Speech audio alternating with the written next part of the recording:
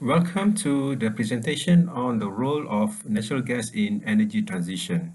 Can natural gas turbocharge growth of renewables? My name is Rosman Hamzah. I'm the Secretary General of Malaysian Gas Association. First, I would like to introduce you to Malaysian Gas Association. We'll talk about a bit about MGA, the voice of gas in Malaysia. Then I will then touch upon the global trend for gas. Then a bit about the Malaysian gas industry, and I will then explain to you the role of natural gas in energy transition.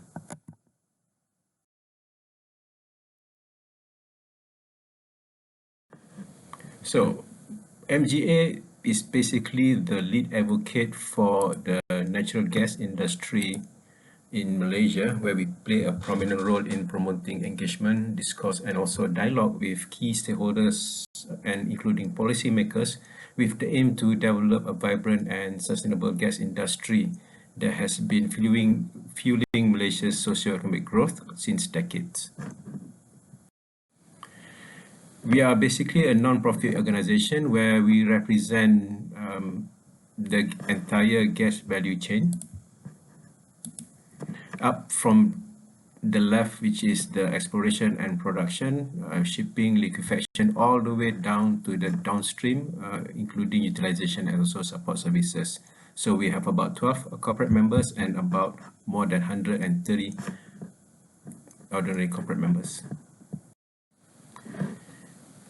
MGA also play a major part in the international gas scene. We are also a member of International Gas Union, which is the global voice of gas, representing more than 90 countries and some 94% of the global gas market.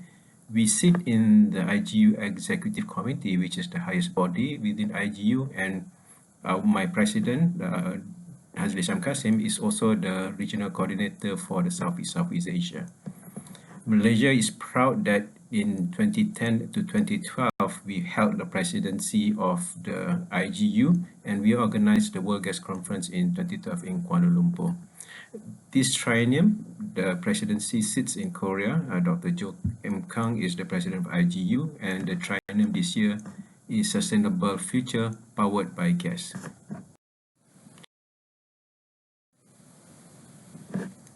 From this chart, you can see that natural gas is an abundant source. It can be found all over the world. You can see here that you have technically about, for example, in Eurasia, you have about 76 years of gas left. This is on the proven reserve, and technically, this area can supply 296 years of gas supplies if we were to maintain the current production. So there is a lot of conventional gas still available around the world, and also some unconventional gas. Basically, this shows that the gas is abundant, that you can actually get the gas from anywhere around the world. Just looking at the demand outlook, you can see this, you can get this information from the IGU Global Gas Report 2020, that going forward up to 2040, natural gas is expected to feature greatly in the energy mix. And you can see that in terms of gas growth, you can see growth in every sectors in power industry and also buildings from now until 2040. The pandemic somewhat has slowed down the close gas demand, but we expect even with the different kind of scenario, we expect that by 2021 or after 2021, the gas demand will recover. You can see that the trend now is more and more gas are being supplied through LNG, through the ships. There are still a lot of gas being traded through the pipelines, but the trend now is to supply through the LNG. So if you looking forward by 2040, you will see that there will be some gap between the demand for LNG and also the supplies, where this gap will need to be met by more investment in the future. industry. The Malaysian gas industry is quite fortunate because we have a very comprehensive and complete value chain. We have our own gas fields. We also import gas fuel through our RGT unit and also the floating storage regas unit in Malacca and the RGT unit in Pengerang. We are also an exporter of gas where in Bintulu we basically export gas through other parts of the world. And also we are quite fortunate, or should be proud that Petronas is the first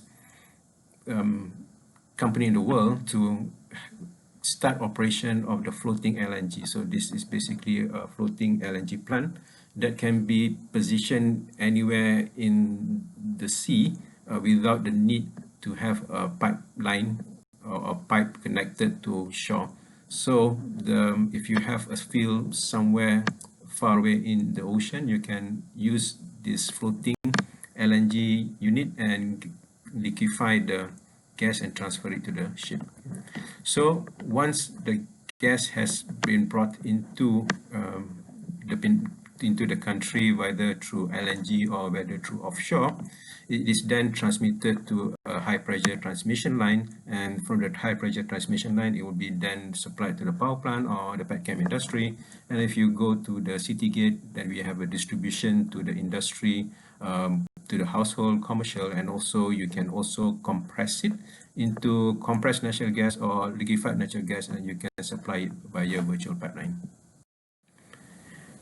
Natural gas has been the single largest energy source in Malaysia for quite a number of years now. Just to look at this data from Energy Commission, in 2017, 42% of the primary energy supply in Malaysia comes from natural gas.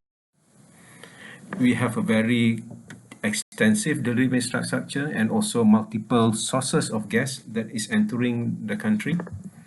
So if you look into Sabah and Sarawak, you have offshore gas that comes in, that lands either through Kimanis or to Kertebelud area, and then it will then be channeled to Bintulu to be exported out as LNG. You also have gas offshore of Sarawak. You also have distribution pipeline, some in KK, also in Labuan, and basically Sabah has expanded their reach to the other cities in Sandakan, Lahad Datu and Tawau by transferring the gas through LNG trucks. If you look at Peninsular Malaysia, Peninsular Malaysia has a more extensive pipeline all the way from Kerteh down to Johor Bahru, where we export also gas to Singapore, and from Segamat all the way up to Thailand, where you have a connection with the Trans-Thai network that comes offshore of the Southeast China Sea, that goes through the pipeline that goes through and enters Malaysia. So if you look at Peninsular Malaysia, you have quite a good network of pipeline, especially in the west coast of Malaysia. And you also have a few sources. You have sources that comes in from Kerteh, either from our own fields, or from Natuna, the joint development with Vietnam and the joint development with Thailand. And we also can import in LNG through the RGT terminal or regas terminal in Malacca and also regas terminal in Pasir Gudang. So quite an extensive network of pipeline. There are still areas where you can extend the pipeline to, so still a lot of potential to utilize the gas. And also Malaysia has been quite fortunate to have gas, and we are able to use this gas over the past decades. If you look in 1990, where PGU is basically the peninsular gas pipeline, since 1990 up to 200, you can see that the growth of the gas consumption is in tandem with the GDP and also in tandem with the installed capacity of the power generation in Malaysia. You can see that everything grows in tandem. So you can say that gas has been quite a major contributor towards the GDP. What about in terms of employment? At the present moment, you have about more than 82,000 jobs has been created by the gas industry as a in the wider economy, and also it brings a total output of more than 136 billion ringgit to the wider economy. So going forward, we expect the fiscal impact coming from gas to bring in about 400 billion in the next decade. Malaysia is transitioning towards a gas market liberalisation, where in the past you only have two suppliers, which is Petronas and Gas Malaysia. But since 2017 onwards, Malaysia has amended their Gas Supply Act and allow third party to come in. So you can now actually buy gas from third party. There's about 7 shippers now registered where you can actually buy gas from. So what happens is that the third party can import the gas into the regas terminal and then deliver it to the consumer via either the transmission pipeline or the transmission pipeline and the distribution pipeline. Currently, the regas terminal and also transmission pipeline is owned by Petronas Gas Berhad, and the distribution pipeline is owned by the Gas Malaysia Distribution. So the third party will then have to use the pipeline owned by PGB and also GMD and deliver it to any of the consumer.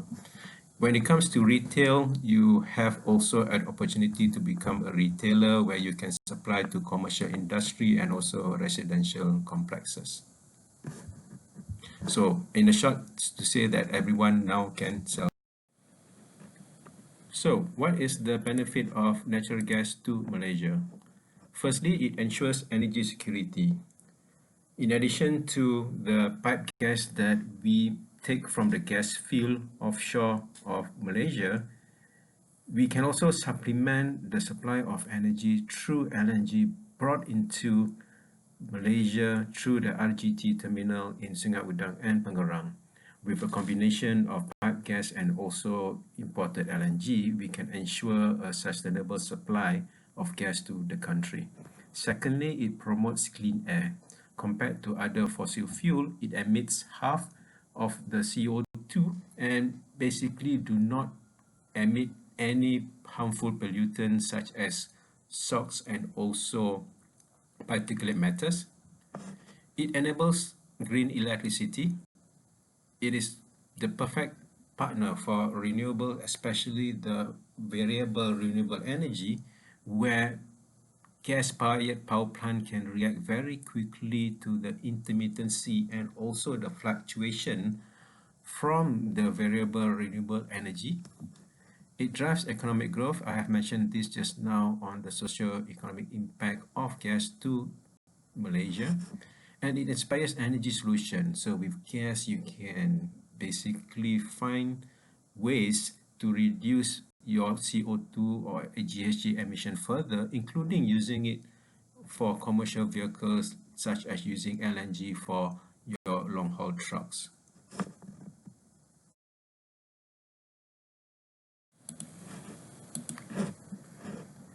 Gas basically support at least 14 of the Sustainable Development Goal or SDG, especially SDG number 7, which is affordable and clean energy. Gas in its characteristic is very flexible. It also encourages, or it can also be used efficiently, and it has a lower emission compared to other fossil fuel. Gas provides clean and affordable energy. For example, some of us may remember that our grandmas used to cook using wood fire, which is not so good for the health. But now with cooking gas, basically you have a cleaner gas or cleaner fuel. It drives economic growth. I've already explained this just now on the socio-economic impacts to Malaysia. It enables clean air. It also enables energy efficiency because the conversion of energy using gas is much higher compared to the other fossil fuel or even compared to some of the renewables. If you use, and you can use compressed natural gas, or you can even use LNG for transportation, this is definitely less polluting and having less CO2 compared to the normal fuel oil such as diesel, and it is also a best partner to renewable energy. This is a report coming from International Gas Union, where it basically, if you were to use gas in certain technology, you can actually reduce the GHG emission, the global GHG emission, by at least 30%. So we are looking into the 4 areas. One is climate change and actionable cities, so climate change and climate action and sustainable cities. Then you have the low carbon gas and energy access. So for the climate action and also sustainable cities, you can actually do power switching, for example, from coal to gas, industry switching, for example, from heavy distillate to gas, industrial efficiency, for example, instead of you purchase gas and also purchase fuel to heat your water or to get steam, or you buy electricity, it's more efficient that you have a cogeneration plant. It basically enables renewable power and road transport, as I mentioned before, and more ships are now using LNG because it's cleaner. And for the low carbon gas, you have renewable gas such as biogas, for example. You can also use hydrogen, and CCUS is carbon capture, utilization, and storage. So for the energy access, you can have more buildings to use gas instead of using more polluting, what they call it, a more polluting fuel, for example, for heating, for example. You can have distributed generation where you can have cogen instead of purchasing electricity that is generated from more polluting sources, or you can even have a small-scale LNG to supply to remote locations such as islands in our neighboring countries. So as you can see, the contribution of the reduction in CO2 from the 3 categories basically reduces the CO2 by 30% by 2040.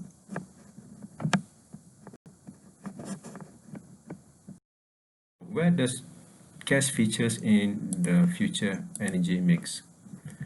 This is a report released by IEA, or International Energy Agency, based in Paris in early October. It is their annual World Energy Outlook. This is the 2020 version, where it looks into the energy mix or energy outlook in few scenarios. One is the stated policy scenarios. One is the delayed recovery scenario. This is because of the pandemic. And what the scenarios that you require in order for you to meet your carbon, what they call it, your temperature rise targets. And also, if you are looking into a net zero emission of the world by 2050, and this is basically the scenario, one of the scenario. In all the scenario, what they are looking at is the change in global primary energy in 2030 as compared to 2019. So, if you look at the stated policy scenario, there will be, in fact, there will be an increase of gas by about 475 million ton of oil equivalent in 2030. Even if you look at the delayed scenario where the demand is depressed for a few years, you will still see a growth in terms of gas by 277 MTOE.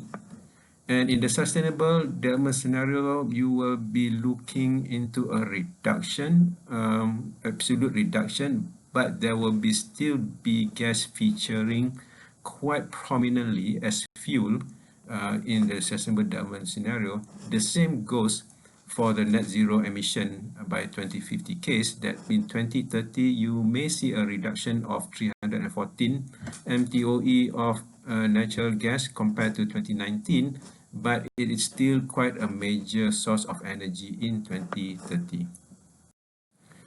So in Malaysia, we see natural gas as the perfect partner for renewable. It is basically an indigenous resource which has been the backbone for delivering clean energy to the consumers in Malaysia. It basically utilizes the power plant that utilize natural gas are more agile. It can basically respond to demand fluctuation. It also can overcome the challenges of the variability and intermittency of the solar PV, the energy generated from solar PV. It has been a primary energy provider where it has contributed a lot to the nation's energy security and also the socio-economic development of Malaysia. And it basically also enables the broader use of renewable gas.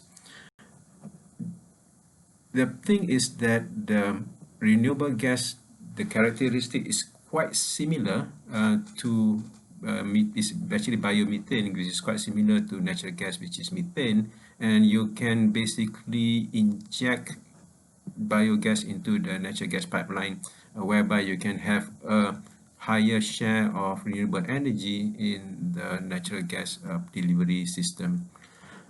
Compared to other fossil fuel, it is definitely much cleaner, about 50% cleaner than most of the other natural fuel, and also there's no pollutant coming from natural gas. So, can natural gas turbocharge renewables? This is a policy paper written by IGES. IGES is the Institute for Democracy and Economic Affairs. The policy ideas or policy paper is on the future of Malaysia's energy mix. This one is taken from their website. IGES basically asked the policymaker to rethink the national energy policy and replace coal with gas in order to turbocharge the renewable. So the next plan of the next phase of the energy policy must put focus into increasing share of sustainable energy, whilst at the same time think about access, affordability, and also job creation. Over the years, Malaysia has made good progress towards reducing carbon emissions and also increasing share of renewable. But the problem is at the same time, it also increases the use of coal, which is now, if I'm not mistaken, about 70% of the electricity generated in Peninsular Malaysia is coming from coal. So the question is, will this then put us on track to achieve the Paris climate change agreement targets? So the recommendation from IGES is basically to replace coal with gas in the short term, while at the same time taking ambitious steps to drastically increase the utilization of the use of renewables and eventually reduce the overall dependency on fossil fuel. So do take some time to read this report from IGES. It's actually quite interesting. So this is my final slide for today. Key takeaways. So natural gas is basically abundant, it's clean, reliable, flexible, and have been for decades the major contributor to the socio-economic growth of Malaysia. It will remain as the proven key enabler in the future energy transition as Malaysia transitions towards a low carbon economy, and if we aspire to become a carbon neutral or net zero status by 2050, then gas is basically the fuel to take us there. So as explained several times and also emphasized by the policy paper from IGES, natural gas is the perfect partner to grow renewable energy in Malaysia. Thank you everyone for listening. Do visit our website www.malaysiangas.com and follow our social media page, Instagram, Facebook, and even Twitter. We have some good videos in our YouTube channel. So if you need to keep in touch with us or you need to write to us, our contact numbers are available in the website, or you can write to secretariat@malaysiangas.com. So with that, I end my presentation. I would like you to adhere to the 3 W's and please avoid the 3 C's. Stay safe, everyone. Bye-bye.